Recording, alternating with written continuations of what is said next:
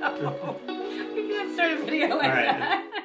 If you're watching this video, it's probably because you're struggling to understand why your body just is not working the way that you want it to. So why isn't your vulva getting wet when you're feeling turned on or being intimate with your partner?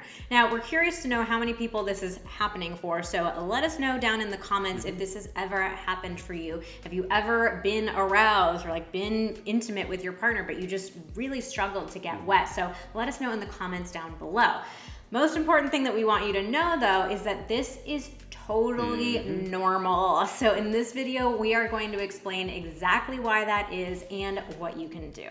But if you're brand new to this channel, we first just want to say hi. We're Vanessa and Xander Marin. Vanessa here is a sex therapist. I'm just a regular dude. We've been together for 14 years, and if they pop up, these cute little faces, maybe you can see them, maybe you can't. Our pugs, Maggie and Winston. And our account is all about giving you the tools, tips, and techniques that you need to create a truly extraordinary relationship inside of the bedroom and out. So if that's something that you're interested in, then go ahead and hit that subscribe button so you can be notified whenever we post a new video. All right, so to explain why this happens, we need to talk about a little term called arousal non-concordance. It's a mouthful. It is a mouthful, but basically what that phrase means is that our brain and our body are not always on the same page. And this happens inside of the bedroom and outside of the bedroom. I'm sure you've had plenty of experiences in your day-to-day life where you wanted your body to do something or respond in some certain sort of way that it just was not happening, right?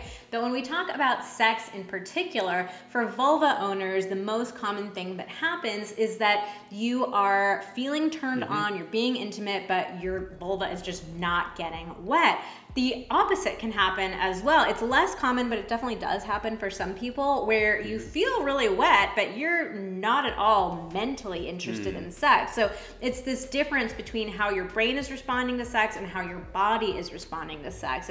Your brain's saying, I want this or I don't want this, and your body seems to be saying the complete opposite. And this happens for penises too. This is not just a vulva thing. So if you are a penis owner listening to this, or you have sex with a penis owner and you want to explain this to them, you can put it in their terms as well. Like when you have a penis, it sometimes happens that you get a raging boner for no real reason. You are not turned on at all. Maybe it even happens in a really inappropriate seeming moment. And on the flip side, you can also be really turned on, really want to have an erection, but you're struggling to get an erection, or perhaps you lose your erection partway through the middle of something that is really hot and sexy.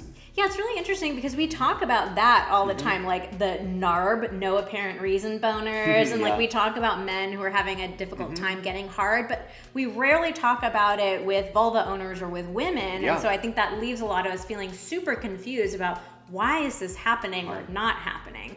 So there's been some really fascinating research that has been done on non-concordance. And so researchers took a look at how much of an overlap is there between what the brain is saying it wants and what the body is saying it wants, and what Maggie is saying she wants down here apparently. So with women, research found that there was really only about a 10% overlap. So only 10% of the time were the brain and the body like on the same page. Men, on the other hand, were at more like a 50% overlap.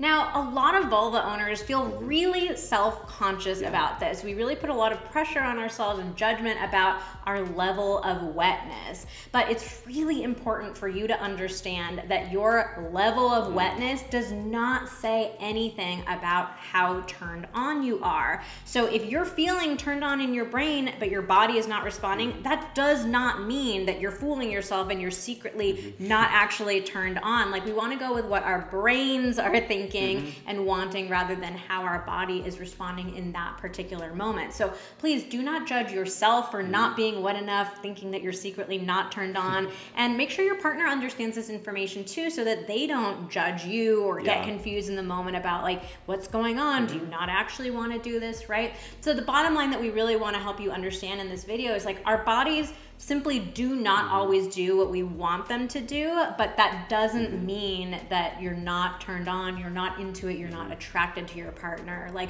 I think especially if we talk to women, like we women already judge our bodies for so many different reasons in so many different ways. So let's not also judge ourselves about the level of wetness that we happen to have in a given moment.